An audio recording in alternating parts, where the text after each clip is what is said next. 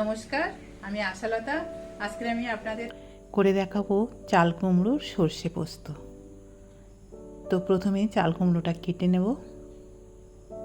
তো এই চাল কুমড়োর আমি অর্ধেকটা রান্না করব, পুরোটা করব না। তো দুই দিকটা কেটে প্রথমে অর্ধেক করে নেব।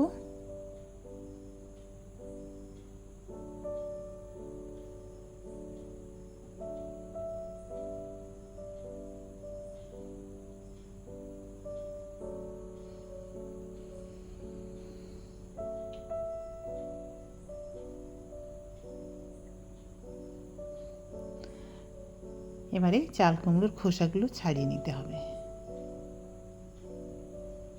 তো এই খোসাগুলো আপনারা, এটার একটা খোসা বাটা খেতে কিন্তু দারুণ লাগে।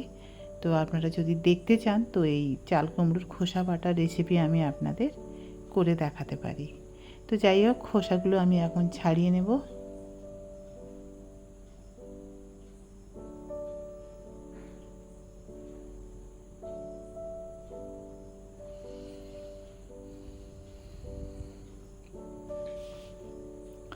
আর এখানে লাগছে আলু, আলুটারও খোসাটা ছাড়িয়ে নিতে হবে।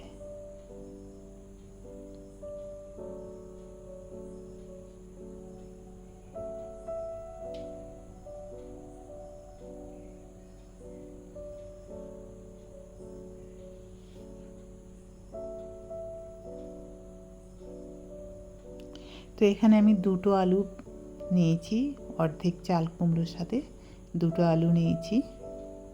এবার চাল কুমড়োগুলো একটু সরু সরু করে কেটে নেব।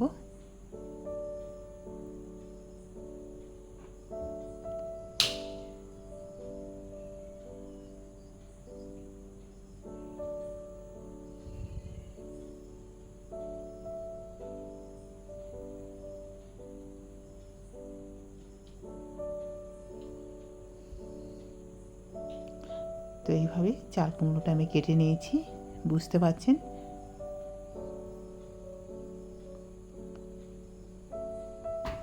এবার আলুটাও কেটে নেব।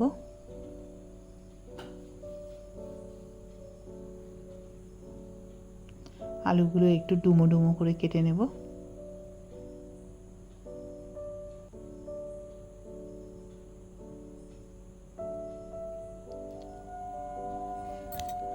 এবারে কড়াইয়ে দিয়ে দিচ্ছি সর্ষের তেল, দিয়ে কালো জিরার ফোড়ন দেব।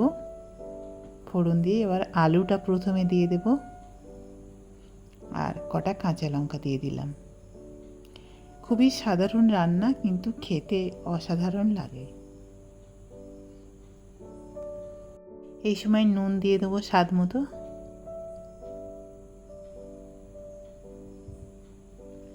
হলুদও দিয়ে দিলাম। আলুটা একটু ভালো করে ভেজে নিতে হবে, যাতে একটু নরম হয়ে যায়, আর একটু ভাজলে ভালো লাগে। আর এবারে এই সময় দিয়ে দিতে হবে চাল কুমড়োটা। এখানে জল ব্যবহার করা চলবে না, এই চাল কুমড়ো জলেই এটা সিদ্ধ হয়ে যাবে।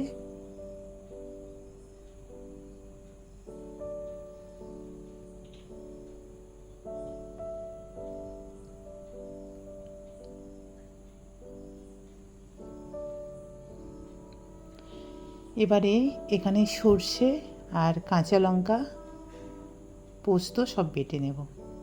তো প্রথমে সর্ষে আর কাঁচা লঙ্কা একটু নুন দিয়ে বেটে নেব। তাহলে কি হবে, সর্ষেটা তিতো হওয়ার ভয় থাকবে না।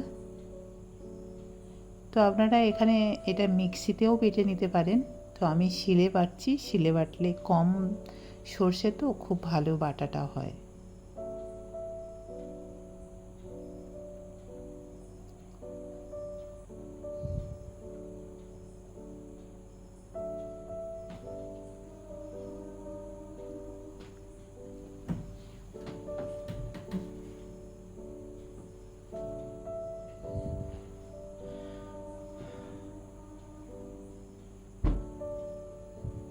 এবারে দিয়ে দেব পোস্তটা।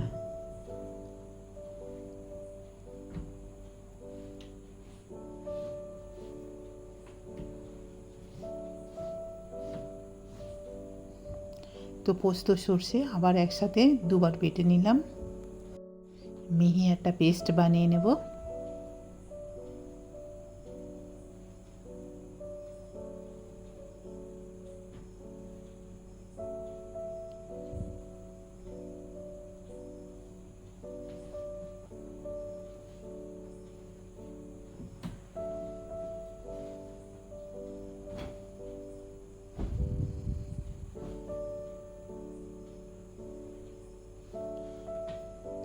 এদিকে চাল কুমড়োগুলো প্রায় নরম হয়ে গেছে।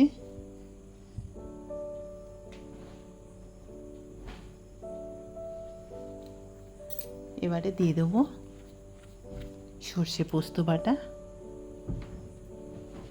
অল্প একটু জল দিলাম, মশলা ধোয়ার শিল ধোয়ার যে জলটা অল্প একটু দিলাম, দিয়ে এই সময় হাই ফ্লেমে এটা রান্না করব 3-4 মিনিট। বেশি রান্না করার দরকার নেই, কারণ এটা সিদ্ধ হয়ে গেছে আমার কুমড়ো আলু সব কিছু। খালি সর্ষেটা দিয়ে বেশি রান্না করলে ওটার যে ঝাঁঝটা চলে যায়, তো সেই জন্য এটা 3 থেকে 4 মিনিট এটা আমি হাই ফ্লেমে রান্না করব। একটু দিয়ে দিচ্ছি স্বাদ মতো চিনি। নিরামিষ রেসিপিতে একটু চিনি দিলে খেতে ভালো লাগে, যদি আপনাদের পছন্দ না হয় না দিলেও চলবে। এবার দিয়ে দিচ্ছি কটা কাঁচা লঙ্কা।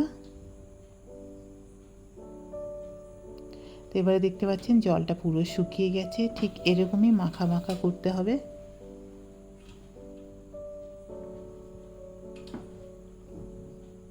এবারে নামানোর আগে দিয়ে দিচ্ছি